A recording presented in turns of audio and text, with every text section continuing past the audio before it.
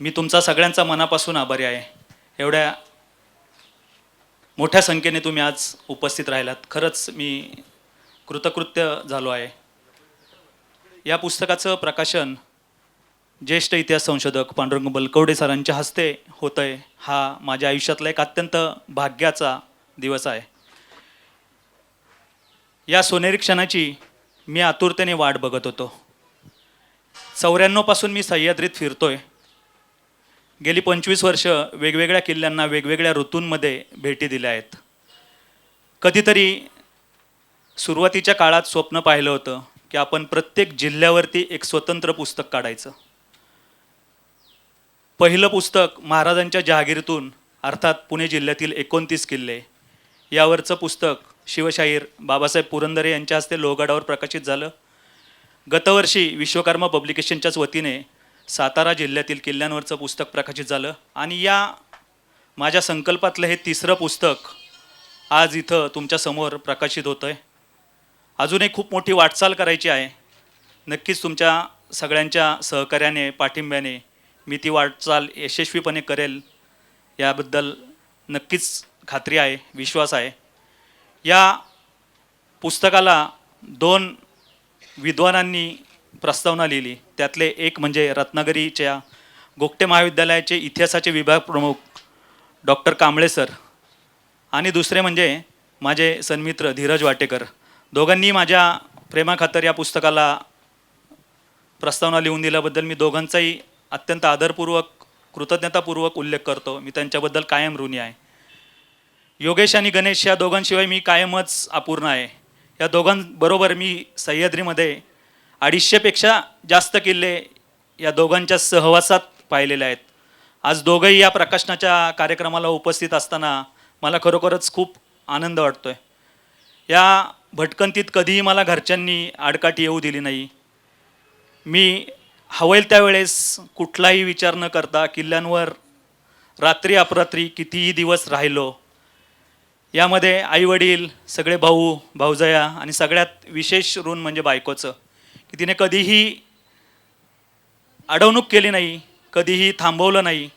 आणि त्यामुळंच गेली 15 वर्ष सातत्याने दर दिवाळीमध्ये 15 किल्ले आम्ही कुठल्या ना कुठल्या जिल्ह्यातल्या किल्ल्यांवरती काढलेले आहेत. एकही दिवाळी घरी साजरी करण्याचा योग मला आलेला नाही. किल्ले हे माझ्या नसानसात भिनलेली गोष्ट आहे. किल्ल्यांशिवाय मी अपूर्ण आहे. किल्ले हाच माझा श्वास आहे. म्हणूनच मला आज तुमच्या सगळ्यांसमोर बोलताना खूप आनंद वाटतोय, भरून येतोय. आज या प्रसंगी मी ज्येष्ठ इतिहास संशोधक पांडुरंग बलकवडे सरांची मुलाखत आपल्या साक्षीने घेणार आहे. तत्पूर्वी मी या पुस्तकासंदर्भात सर आपल्याशी बोलतील आणि नंतर प्रत्यक्ष आपण मुलाखतीला सुरुवात करूया.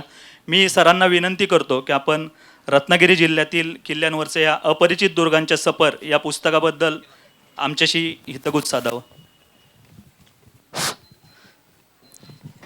वक्रतुंड महाकाय सूर्यकोटी समप्रभ निर्विघ्नं कुरु मे देव सर्वकार्येषु सर्वदा.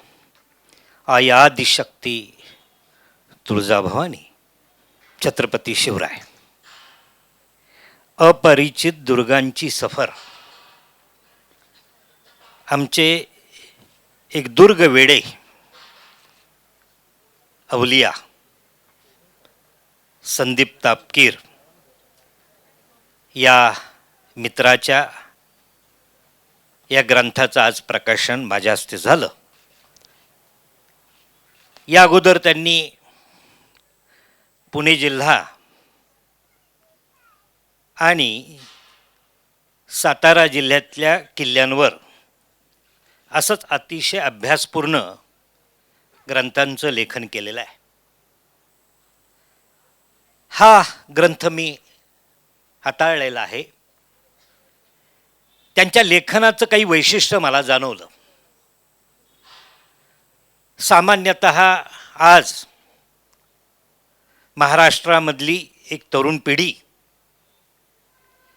दुर्गांकडं जाते, भटकंती करते. एक मोठं आकर्षण महाराष्ट्रात या गडकोट किल्ल्यांचं निर्माण झालेलं आहे.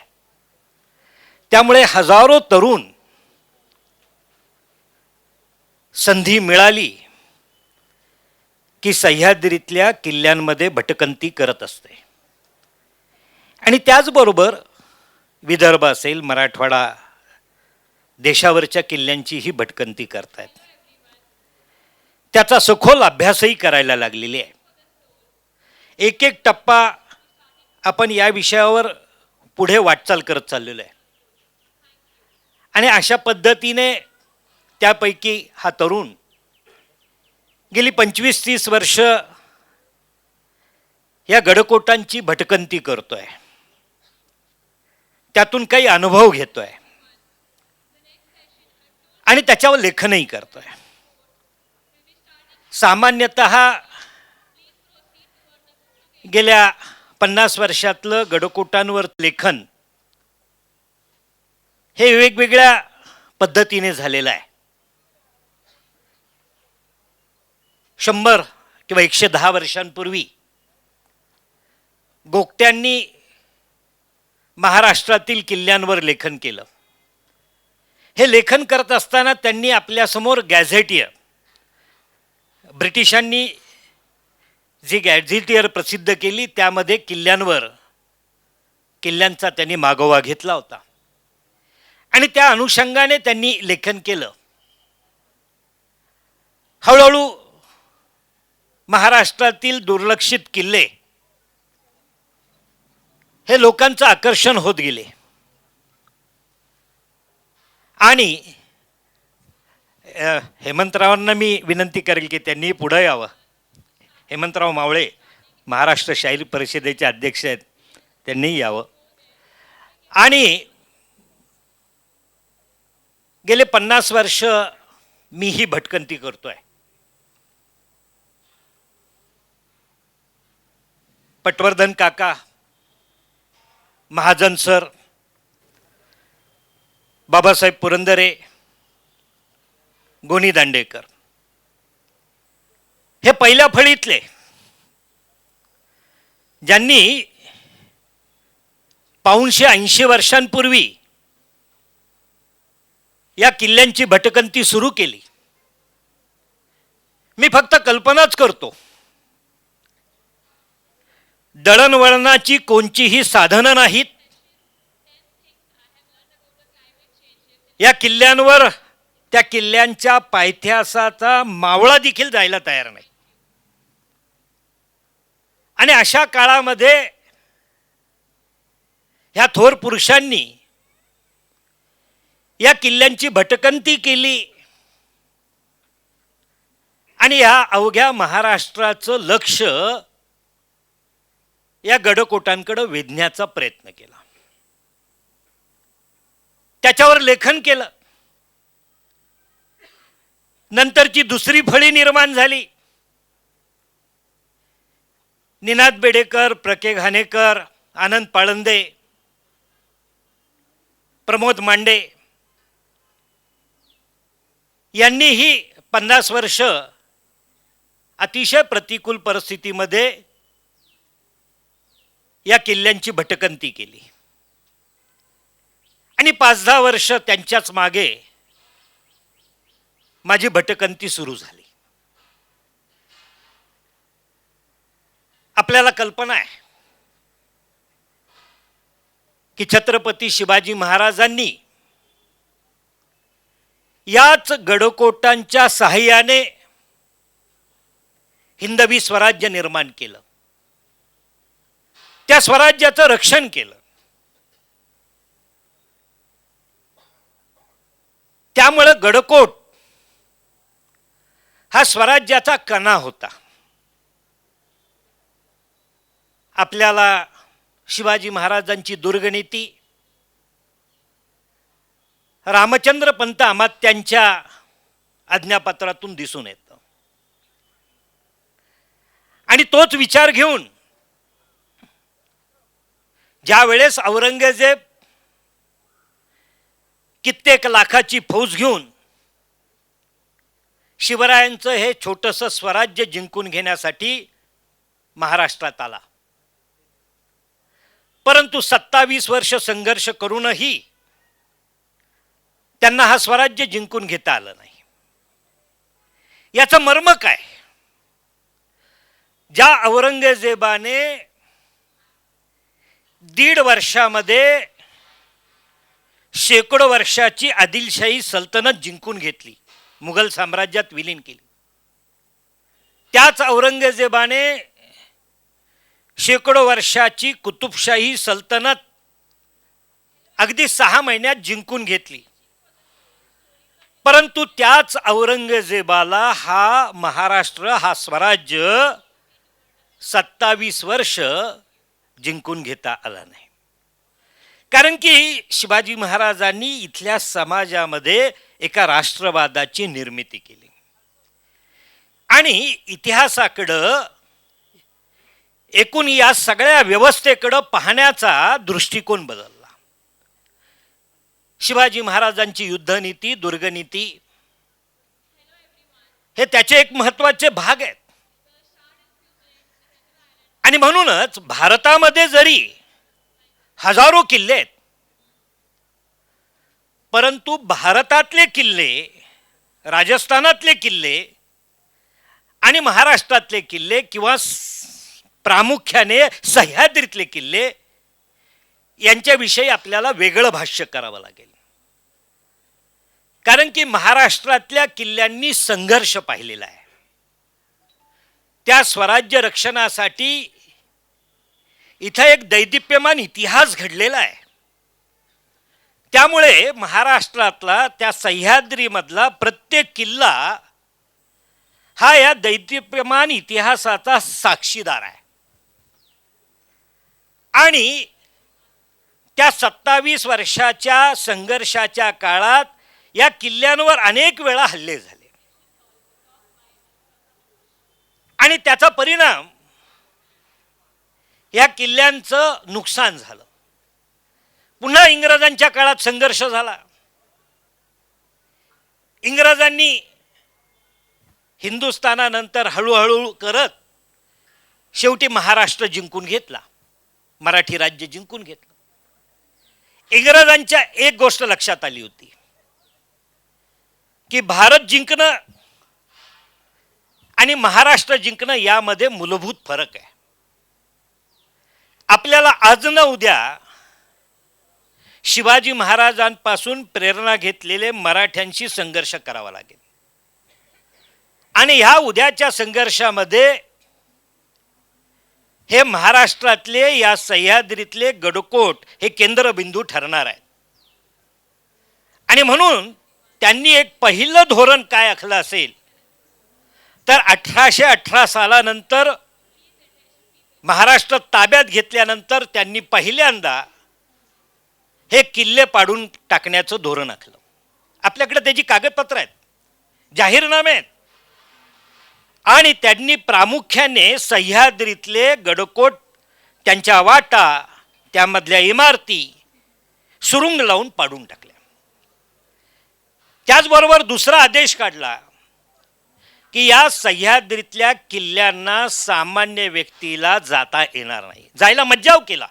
शस्त्रबंदी जशी केली तशी दुर्गबंदी केली. आणि याचा परिणाम काय झाला?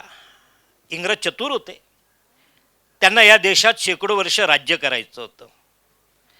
जोपर्यंत इथल्या माणसांना प्रेरणा देणारे हे किल्ले शिल्लक आहेत तोपर्यंत आपल्या राज्याला धोका आहे. आणि म्हणून त्यांनी जाणीवपूर्वक ही प्रेरणास्थानं नष्ट करण्याचा प्रयत्न केला. सुरुंग लावून वाटा फोडल्या, इमारती पाडल्या आणि किल्ल्यावर जे गडकरी होते, किल्ल्यावर राहून गुजराण करणारे, त्यांना नोकरीतून काढून टाकलं. आणि याचा परिणाम हे किल्ले अगदी दुरावस्थेकडे गेले. आणि अशा परिस्थितीमध्ये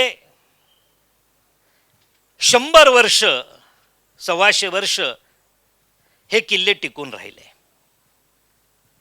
खरं तर स्वातंत्र्य मिळाल्यानंतर आमच्या शासनाचा दृष्टिकोन बदलायला हवा होता.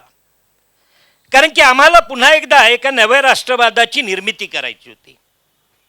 आमच्यासमोर छत्रपती शिवाजी महाराजांसारखा एक आदर्श लोककल्याणकारी राजा कसा असावा आणि त्याने 300-350 वर्षांपूर्वी एक आदर्श राष्ट्र कसं निर्माण केलं. मी नेहमी सांगतो की शिवाजी महाराज राजेशाहीमध्ये जन्माला आले. त्या काळात भारतच नव्हे, आशिया युरोपमध्ये देखील सरंजामशाही होती. एका सरंजामशाही काळामध्ये शिवाजी नावाच्या या महापुरुषाने एक असं राज्य निर्माण केलं की सामान्य व्यक्तीला सुखी करणारं राज्य निर्माण केलं. त्याला सुराज्य केलं. आज 21व्या शतकातल्या जगातल्या कोणत्याही लोकशाही राष्ट्रासाठी शिवाजी महाराज आदर्श आहेत. आज आम्हाला काय करायचंय, ह्या किल्ल्यांना का त्यांचं संवर्धन करायचं आहे, तर या किल्ल्यांपासून आमच्या तरुण पिढीला प्रेरणा द्यायची आहे. परंतु दुर्दैव बघा काय आहे की आमच्या स्वातंत्र्याला 250 वर्ष झाली, परंतु आमच्या शासनकर्त्यांच्या दृष्टिकोनात हा विचारच आला नाही. आमच्या महाराष्ट्रामध्ये साधारणतः किल्ले, गड, कोट, गढ्या, जलदुर्ग यांची संख्या 500च्या जवळपास आहे. असं असताना आमच्या महाराष्ट्रात फक्त 82 किल्ल्यांची किल्ले म्हणून नोंद आहे. इथं तुम्हाला आव्हान बघा काय, फक्त 82 किल्ले संरक्षित स्मारक म्हणून घोषित झालेले आहेत. त्यामध्ये 42 किल्ले केंद्रीय पुरातत्व खात्याच्या ताब्यात आणि 40 किल्ले राज्य सरकारच्या ताब्यात आहे. आता बघा, 500 किल्ल्यापैकी फक्त 82 किल्ले संरक्षित स्मारक. त्यामुळे जो संरक्षित स्मारक म्हणून घोषित झालेला किल्ला नाही, त्याच्यावर अधिकृतरित्या सरकारला कुठल्याही प्रकारचं काम करता येत नाही. पुरातत्व खात्याला तिथे काही काम करायचं असेल तर पहिल्यांदा तो संरक्षित स्मारक असावा लागतो. आणि अशा आव्हानांमध्ये आमच्या आजूबाजूला शेकडो किल्ले आहेत, परंतु त्यांची किल्ले म्हणून नोंदच नाही. अनेक किल्ले खाजगी व्यक्तीच्या ताब्यात आहे, ग्रामपंचायतीच्या ताब्यात आहेत, काही वन खात्याच्या ताब्यात आहेत, काही PWD खात्याच्या ताब्यात आहेत. अशा पद्धतीने हे किल्ले, ज्याला कोणी वारस नाही. आता गेल्या 50-200 वर्षामध्ये महाराष्ट्रात एक मोठी चळवळ निर्माण झाली. या आमच्या पूर्वसुरीच्या दुर्गप्रेमींनी इथल्या तरुणांमध्ये दुर्गप्रेम निर्माण केलं, शिवप्रेम निर्माण केलं. हजारो तरुण किल्ल्यांकडे जायला लागले आणि मग त्याच्यातून लेखन सुरू झालं. पहिल्यांदा विचार सुरू झाला. आमच्यात एक पिढी अशी होती, काय बघायला चाललाय, ती उद्ध्वस्त ढासळलेली भिंताड.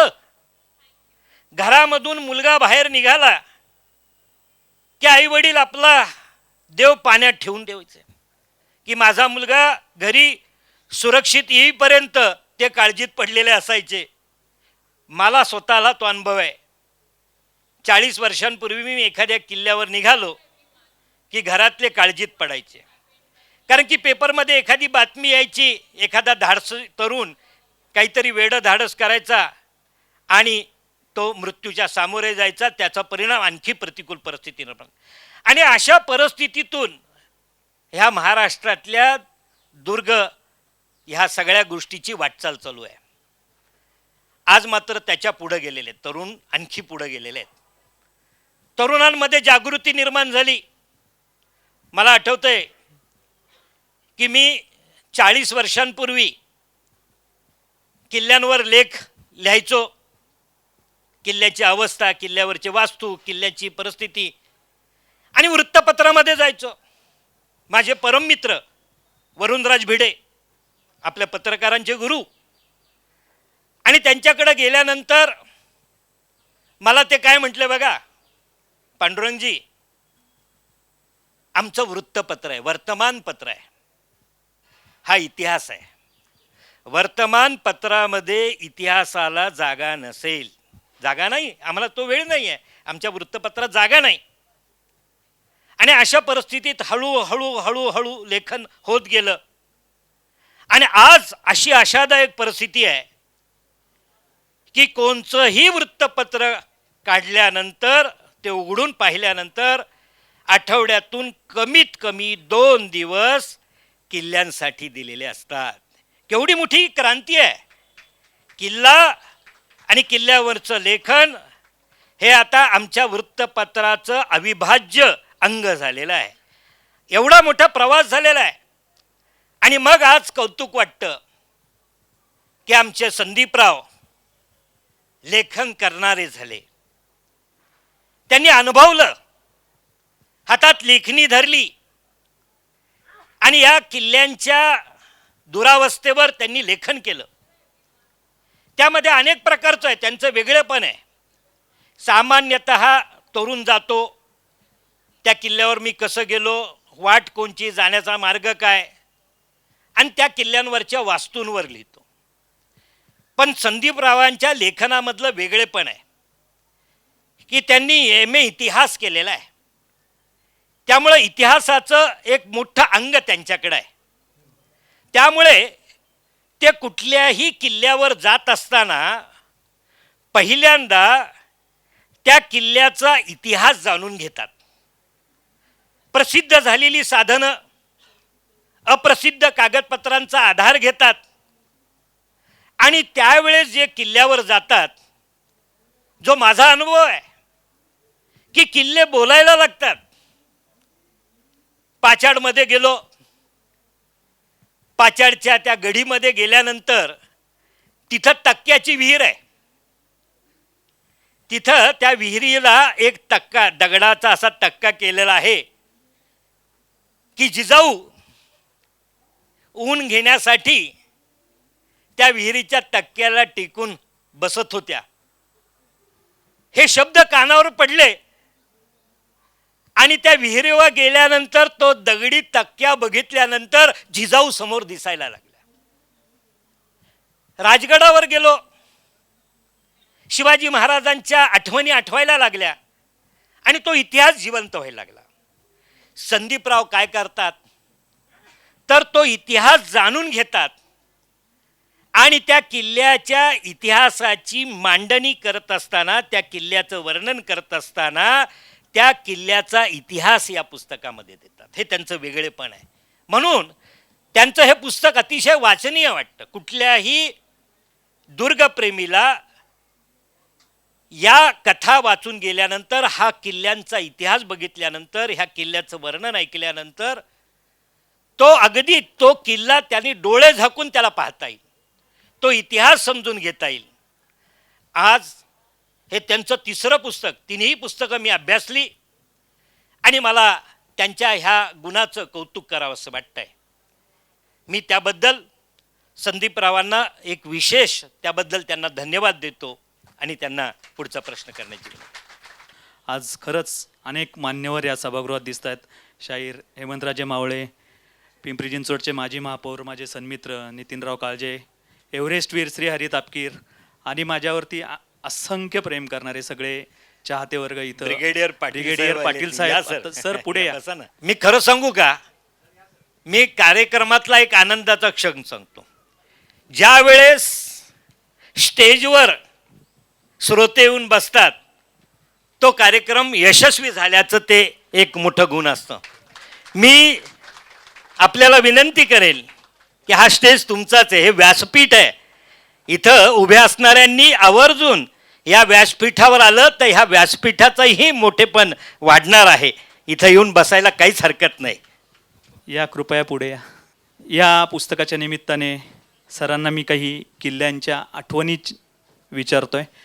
शिवनेरी हा किल्ला, ज्या किल्ल्यावरती शिवाजी महाराजांचा जन्म झाला, आपल्यापैकी अनेकांनी तो अनेक वेळा पाहिलेला असतो.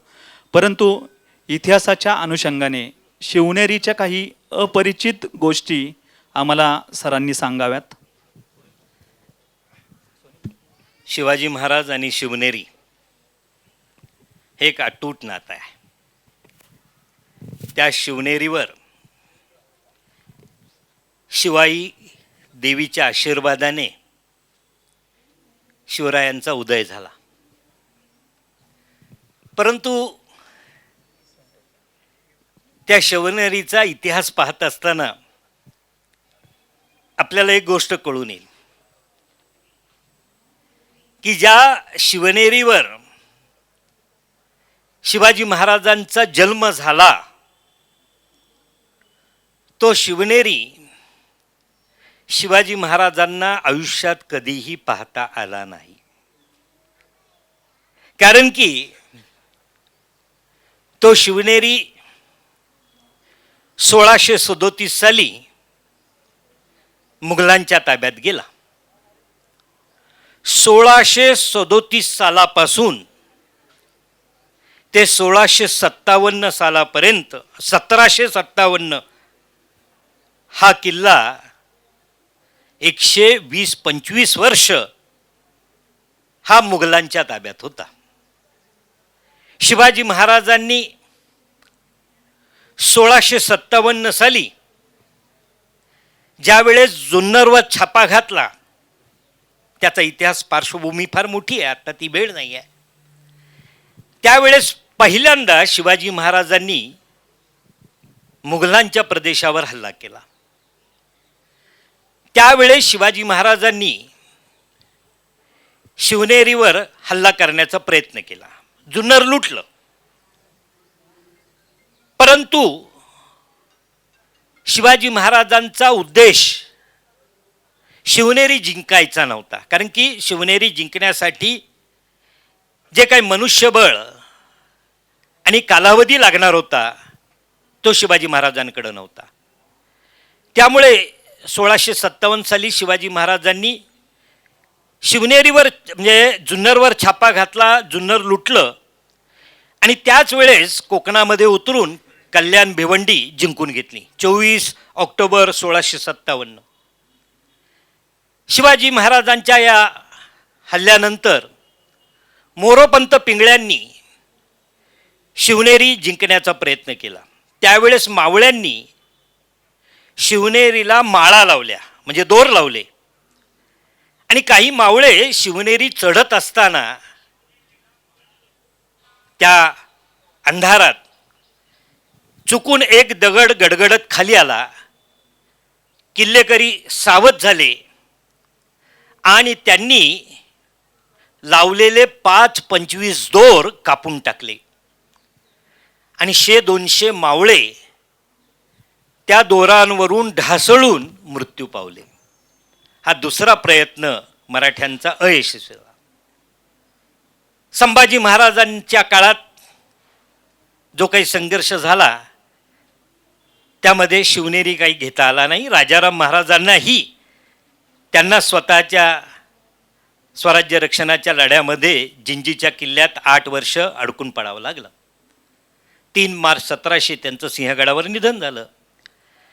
आणि ताराबाईंनी तर एका विधवा स्त्रीने औरंगजेबाशी 7 वर्ष संघर्ष केला.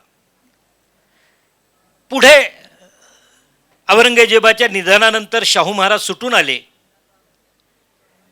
आणि 1715 साली पहिल्यांदा काही आशादायक परिस्थिती निर्माण झाली. ज्यावेळेस सय्यद बंडू आणि दिल्लीचा फरुखशियर बादशाह यांच्यामध्ये संघर्षाला सुरुवात झाली. बादशाहने बड्या सय्यदाला दिल्लीत कैद केलं.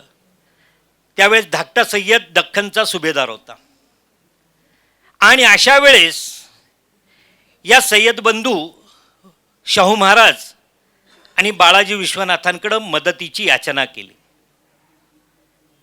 आता तुम्हाला त्या सय्यद बंधूंनी सांगितलं की ज्याप्रमाणे मी फरुखशियर या बादशाला दिल्लीच्या तख्तावर बसवलंय, तो माझ्या विरोधात उभा राहिला आहे.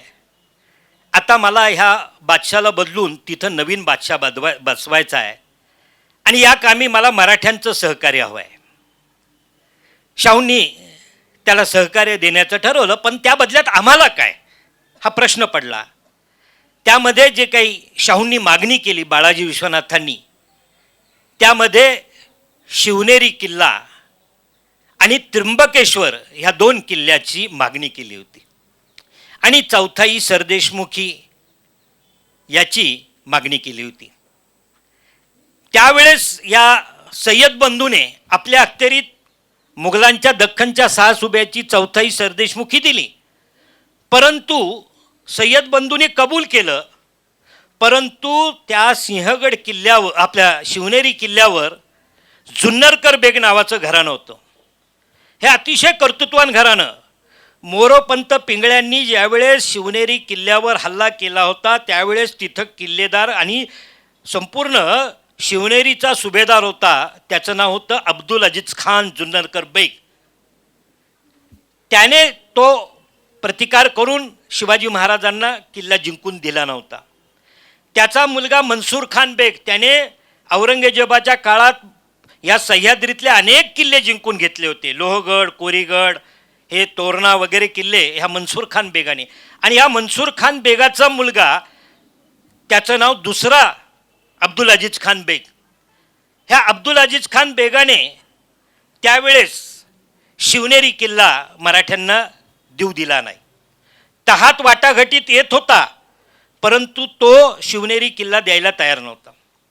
पुढे त्यानंतरच्या काळामध्ये त्या दुसऱ्या अब्दुल अजीज खान बेगाचा मुलगा, त्याचं तो शिवनेरीचा सुभेदार झाला. ते सगळे किल्ले त्याच्या ताब्यात होते. आणि शिवनेरी मोहम्मद आलम खान बेग. आणि ज्यावेळेस 1748 साली निजाम उन्मुल्क मृत्यू पावला, त्याला 6 मुलं होती. थोरला गाझीउद्दीन, तो दिल्लीच्या बादशाचा वजीर होता. नासिर जंग, ज्याला निजामाने दख्खनचा मुघल सुभेदार केला होता. सलाबत जंग, बसालत जंग, निजाम अली, मीर मुघल, अशी 6 मुलं होती. निजाम उलमुलच्या नंतर त्याच्या मुलांमध्ये संघर्षाला सुरुवात झाली. दिल्लीचा गाझीउद्दीन, त्याला दख्खनचं सुभेदारी हवी होती, म्हणून त्यांनी पेशव्यांशी तह केला की माझा धाकटा भाऊ नासिर जंग याच्या विरुद्ध मला संघर्ष करून दख्खनची सुभेदारी मिळवायची. या कामी जर मराठ्यांनी मला मदत केली तर मी त्यांना काही हवं असेल ते देईल. त्यावेळेस त्याच्याशी मागणी झाली 1748 साली. त्यामध्ये त्र्यंबकेश्वरचा किल्ला आणि शिवनेरी मराठ्यांनी पुन्हा मागितला. तहामध्ये किल्ला दिला, परंतु हा मोहम्मद आलम खानाने तो किल्ला मराठ्यांना देऊ दिला नाही. त्यावेळेस जो काय होणारा संघर्ष विचारात घेता तत्कालीन परिस्थितीमध्ये मराठ्यांनी शिवनेरीच्या ऐवजी नारायणगड नावाचा किल्ला ताब्यात घेतला. पुढे तो गाझीउद्दीन मारला गेला. नासिर जंगाच्या आईने त्याला विषप्रयोग करून मारलं. नासिर जंग मेला. तिथं सलाबत जंग नावाचा निजामाचा 3रा मुलगा आला. त्याने मराठ्यांशी तह केला. तहात किल्ला आला, परंतु हा मोहम्मद आलम खान संघर्षाला उभा राहिला. त्यामुळे तो किल्ला ताब्यात येणं अवघड होतं. शेवटी 1757च्या मे महिन्यामध्ये नानासाहेब पेशव्यांनी, तुम्ही म्हणाल मग हल्ला का करत नव्हते, कारण की एकूण होणारी हानी आणि त्या किल्ल्याचं आपल्या दृष्टीने महत्त्व कमी झालेलं होतं. कारण की त्यावेळेस मराठी राज्य माळव्यात गेलेलं होतं. शिवनेरीला त्यावेळेस काही विशेष महत्त्व राहिलेलं नव्हतं युद्धशास्त्राच्या दृष्टीने. आणि अशा वेळेस नानासाहेबांनी 1757मध्ये मोहम्मद आलम खानाशी स्वतंत्र तह केला. त्याला 50,000 रुपये रोख, 50,000ची जहागीर, बेल्ह्याचा नवाब हा मोहम्मद आलम खानाचा वंशज आहे. आणि त्याला किल्लेदारीवरून दूर करून, सुभेदारीवरून दूर करून त्याला 300 स्वाराचा सरदार केला, घोडदळाचा सरदार करून त्याला मराठ्यांच्या सेवेत घेतलं. आणि अशा पद्धतीने शिवनेरी किल्ला तहामध्ये 127 वर्षानंतर मराठ्यांच्या ताब्यात आला. पहिले सुभेदार उद्धव वीरेश्वर चितळे आणि पहिला किल्लेदार कृष्णाजी सावंत. याचे कागदपत्र मी आपल्याशी बोलताना आणखी थोडंसं बोलतो, महत्त्वाचं आहे, कारण की इथं सगळे अभ्यासक मंडळी आलेले आहेत, बरेचसे दुर्गप्रेमी आहेत. म्हणून पुण्यामध्ये आर्काइव्ज आहे, त्याला पेशवा दप्तर म्हणतात. पेशव्यांचंच नाही, हे संपूर्ण मराठ्यांचं दप्तर आहे.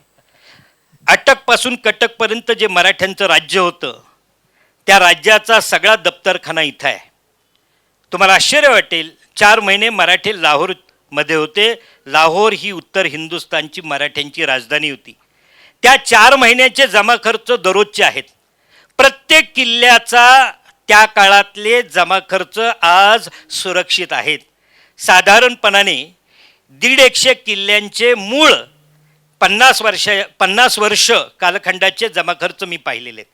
त्या आधारे मी किल्ल्यांवर तत्कालीन तुम्हाला त्या किल्ल्यावर किती साधन सामुग्री होती, देवस्थानं काय होती, त्याला काय नेमणुका होत्या, मशीद दर्गे किती होते, किल्लेदार कोण होते, सुभेदार कोण होते, कारखानीस कोण होते, सबनीस कोण होते, सरनोबत कोण होते, तटसरनोबत कोण होते, सरनाईक कोण होते, जंजालदार कोण होते, गोलंदाज कोण होते, बरखंदाज कोण होते, पार सगळं ह्या सगळ्यांची नावं, किल्ल्यावरच्या प्रत्येक सैनिकाचं नाव, त्याला असलेली पगारपत्रकं, त्या किल्ल्याचा एकूण स्टोरेज, हे सगळं तुम्हाला मिळेल. पण हे सगळे कागद मोडीमध्ये आहेत. 5 कोटी कागद आहेत फक्त. किती? फक्त 5 कोटी कागद आहेत. अजून कोणीही 1,00,000-2 लाख कागद पाहिलेले नाही. मी फक्त एकटा 40 वर्ष जाऊन पाहतोय. मला हजारो तरुण पाहिजेत. आणि मग तुम्हाला लक्षात येईल की आमच्या सर्व किल्ल्यांचा इतिहास नव्याने जिवंत झालेला तुम्हाला पाहायला मिळेल.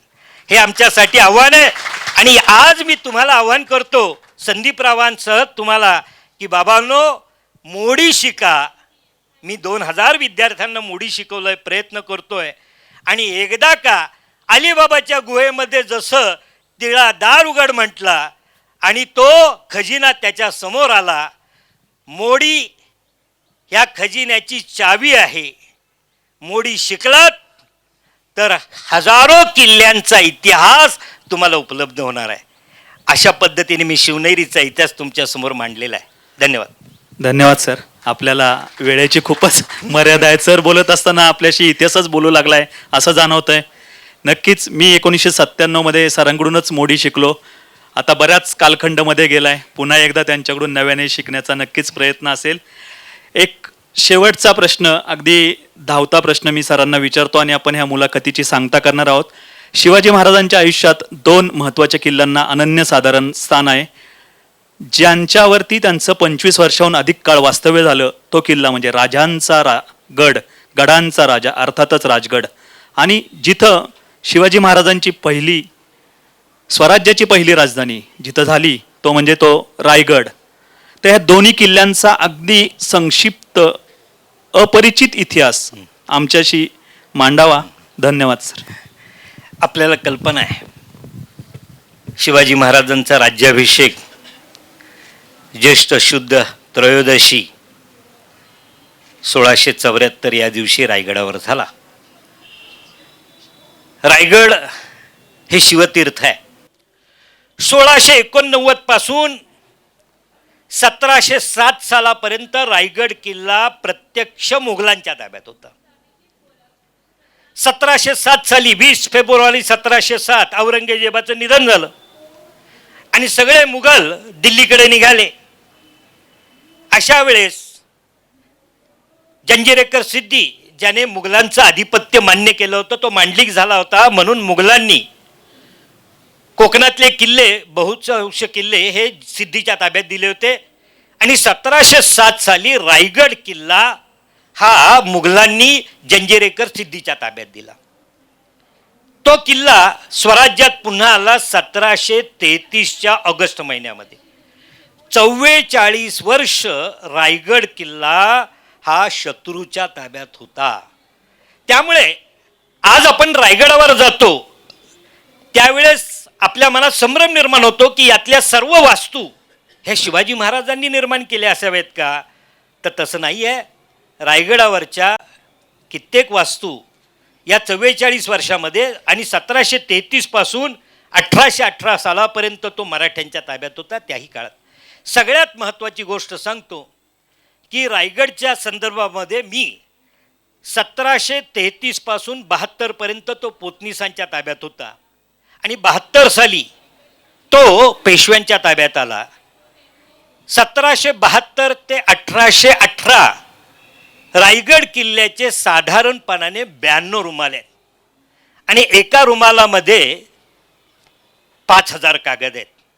जे 92 गुणिले 5000 एवढे कागद फक्त रायगड किल्ल्यासंदर्भात आहेत, फक्त ते मोडीमध्ये आहेत. मी त्यातले बहुतांश रुमाल पाहिलेले आहेत. त्या आधारे रायगडावर काही नवं कामही लोकांच्या समोर येईल. परंतु दुर्दैवाने शिवाजी महाराज आणि संभाजी महाराजांचा जो दप्तरखाना होता की ज्याच्यामध्ये प्रत्यक्ष शिवाजी महाराजांच्या राजधानीच्या कार्यालयाकडून जनतेला आणि अधिकाऱ्यांना जो काही आज्ञापत्र पत्रव्यवहार झाला शिवाजी महाराज आणि संभाजी महाराजांचा, तो लाखोंचा पत्रव्यवहार रायगड किल्ला मुघलांनी जिंकल्यानंतर जाळून टाकला. त्यामुळे आज आपण शिवाजी महाराजांच्या इतिहासाचा अभ्यास करत असताना आपल्याला मराठ्यांचा अधिकृत दप्तरखाना उपलब्ध नाही. शिवाजी महाराजांच्या कार्यालयाकडून व्यक्तीला, घराण्याला किंवा शासनाच्या वेगवेगळ्या भागाला आलेली पत्र आज आपल्याला उपलब्ध आहे. त्याच आधारे आपण शिवाजी महाराजांच्या इतिहासाचा अभ्यास करतो किंवा इतर राज्यकर्त्यांनी शिवाजी महाराजांवर जे काही लिहिलं त्या आधारे आपण शिवाजी महाराजांच्या इतिहासाचा अभ्यास करतो. आज मला एवढंच मी सांगतो आणि समारोप करतो की हे पुस्तक रत्नागिरी जिल्ह्यावर आहे. त्या काळामध्ये साधारणपणाने रत्नागिरी जिल्हा हा मराठ्यांच्या दृष्टीने कधीही संघर्षाचा नंतरच्या काळात राहिला नाही. रत्नागिरी जिल्ह्यावर मराठ्यांचा एकछत्री अंमल होता. परंतु यातले महत्त्वाचे किल्ले, कारण की विजापूरच्या आदिलशाही आणि बहामनी काळामध्ये त्यांना मक्केला जायचं असेल किंवा युरोप आणि आशिया खंडाशी जो काही व्यापार करायचा होता, अरबस्तान असेल, सगळ्या ह्या मुस्लिम कंट्रीजबरोबर युरोपबरोबर जो काही व्यापार होत होता तो कोकणातली ह्या बंदरातून होत होता. त्यामधली जशी महत्त्वाची उत्तर कोकणमधली नालासोपारा, कल्याण, त्यानंतर चंपावती उर्फ चंपा म्हणजे चौल, रेवती उर्फ रेवस, राजपुरी, दाभोळ ही महत्त्वाची बंदरं आहेत. आणि या सर्व बंदरांचं रक्षण करण्यासाठी इथे किल्ल्यांची निर्मिती झाली. त्या खाडीच्या काठावर काही पाण्यामध्ये काही जलदुर्ग आहेत, काही भूदुर्ग आहेत, काही गिरिदुर्ग आहेत, काही तर तिन्ही आहेत. गिरिदुर्ग आहे, जलदुर्ग आहे आणि भूदुर्ग एकाच किल्ल्यामध्ये, म्हणजे कोर्लईसारख्या किल्ल्यामध्ये आपल्याला ते सगळं पाहायला मिळतात. या किल्ल्यांनाही फार मोठा इतिहास आहे. 2000 वर्षांचा इतिहास आहे. इथं ग्रीक आले, रोमन आले, शक आले, हून आले, कुशाण आले, अरेब आले, इराणी आले, तुर्क आले, इंग्रज आले, फ्रेंच आले, डच आले. आणि त्यामुळे ह्या किल्ल्यांनाही समृद्ध इतिहास आहे. हा इतिहास पाहावा, हे किल्ले पाहावेत आणि आपला 2000 वर्षांचा इतिहास या किल्ल्यांच्या माध्यमातून आपल्याला जाणून घेता येईल. याविषयी आज संदीप तापकीरांनी या पुस्तकाच्या माध्यमातून आपल्याला या सर्व रत्नागिरी जिल्ह्यातल्या किल्ल्यांकडे आकर्षित केलेलं आहे. मला निश्चित खात्री आहे या पुस्तकाच्या वाचनातून शेकडो तरुण रत्नागिरीचे किल्ले पाहायला निश्चितच आकर्षित होतील आणि आमच्या किल्ल्यांचा इतिहास, आमचं पर्यटन यातून समृद्ध होईल. तिथल्या स्थानिक लोकांना रोजगार मिळेल. कारण की आमचा उद्देश महत्त्वाचा जसा किल्ल्यांचा विकास आहे तसा स्थानिक लोकांना रोजगार उपलब्ध करून दिला पाहिजे. जोपर्यंत हा किल्ला माझं पोट भरतोय ही भावना स्थानिक लोकांमध्ये निर्माण होत नाही तोपर्यंत स्थानिक लोक त्या किल्ल्याचं रक्षण संवर्धन करणार नाहीत. ही भावना आम्हाला निर्माण करणं हे आमच्यासाठी आव्हान आहे. आणि याबद्दल एक महत्त्वाचं कार्य केल्याबद्दल संदीपरावांना मी धन्यवाद देतो, त्यांचं अभिनंदन करतो आणि त्यांच्याकडून अशाच पद्धतीने किल्ल्यांवर लेखन होत राहावं अशा त्यांना शुभेच्छा देतो आणि मी इथेच थांबतो. जय हिंद, जय महाराष्ट्र. धन्यवाद सर.